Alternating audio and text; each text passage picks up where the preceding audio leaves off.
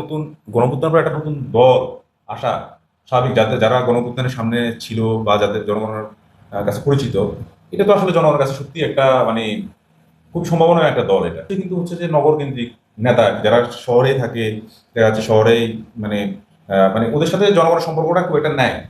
তো সেই সম্পর্কটা বিল্ড আপ করা এটা আসলে একটা চ্যালেঞ্জের কাজ। যদি সেটা করতে পারে, সত্যি এটা সম্ভাবনাময়। এমন হতে পারে ধরেন এই নির্বাচনে না আসতে পারলেও সামনে নির্বাচনে মানে আসার সম্ভাবনা আছে। বাট আপনাকে এটা বলতে মানে এটা বলার পাশাপাশি এটাও মনে রাখতে হবে যে সামনে আরো দুইটা দল আসতে পারে। তো সেই দলগুলার কার্যক্রমের উপর ভিত্তি করে মানুষ কিন্তু যে না এটা একটা দল, এই জন্যই যে নতুনদের দল আগে তৈরি করছে, এই জন্য এদেরকে আমরা ইয়ে করবো মানে ভোট দিয়ে দিব বা ওদের সাথে থাকবো, এমন নাও হতে পারে আর কি। কারণ মানুষ এখন আসলে সত্যিকার অর্থে এক ধরনের গুণগত পরিবর্তন চায়। যাদের ভিতরে দেখবে ইন্টিগ্রিটি আছে, যাদের ভিতরে দেখবে এক ধরনের সৎ সাহসিকতা আছে, সততা আছে, যাদের ভিতরে দেখবে গণ অভ্যুত্থানের আকাঙ্ক্ষা যে দলের ভিতরে দেখবেন আছে, ঠিক আছে, কথা এবং কাজে, সেই দলের প্রতি ওটা যদি পরবর্তীতেও তৈরি হয়, সেই দলের প্রতি মতামত ঘুরে যেতে পারে।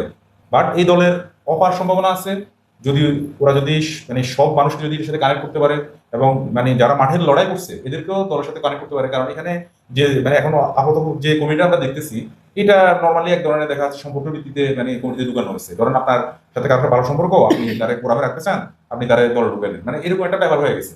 কিন্তু মানে অনেক এর বাইরে জুড়ে যে বিশাল ফোর্স, আপনার মানে কিশোর গ্যাংয়ের কোনো প্রতিনিধি আছে এখানে, আপনার যে রাস্তার যে টুকারে যে আন্দোলন করছে ওদের প্রতিনিধি আছে, রিক্সাওয়ালাদের কোনো প্রতিনিধি আছে, আপনার ধরেন গ্রামের যারা বিভিন্ন মানে ঢাকা শহর বাইরে অন্য জায়গায় আন্দোলন গড়ে তুলছে কিন্তু বৈষম্য বিরোধীর সাথে যুক্ত ছিল না, ঠিক আছে, পদ কারা পাচ্ছে যারা বৈষম্য বিরোধী সাথে সময় যুক্ত ছিল বা পরবর্তী নাগরিক কমিটিতে যুক্ত হচ্ছে। কিন্তু এমন অনেক মানুষ আসে যারা মানে স্বাধীন মানে এককভাবে আন্দোলন করছে, ঠিক আছে। এই শক্তি এই সংখ্যাটা কিন্তু অনেক বেশি। আর যারা যোগ্য এবং আপনারাই খুঁজে খুঁজে বের করতে হবে, আপনি যদি দায়িত্বশীল হন, যে কারা আসলে জুলাই শক্তি, আর ওই শক্তিটার হাতে আপনার মানে ইয়ে দিতে হবে, মানে রিপ্রেজেন্টেশন দিতে হবে দল, তাহলে দলটা প্রকৃত শক্তিশালী হবে। কিন্তু আমরা আসলে ঢাকার বাইরের যে জনগোষ্ঠীর যে সশস্ত্র অংশগ্রহণ যা যেখানে যেখানে হয়েছে সেই জিনিসটা দেখতে পাইতেছি না।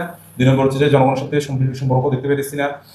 এবং এক ধরনের দেখা যাচ্ছে যে ধরেন গণঅভ্যুত্থানের পরে ওরা তো কাইন্ড অফ মানুষ মনে করে ওরা এখন ক্ষমতায়, তো ক্ষমতায় থাকা অবস্থায় ওদের যে ধরনের ধরেন সফলতা দরকার ছিল, ওরা লাস্ট 7 মাসে ধরেন উদাহরণ কিছু দেখাতে পারে নাই।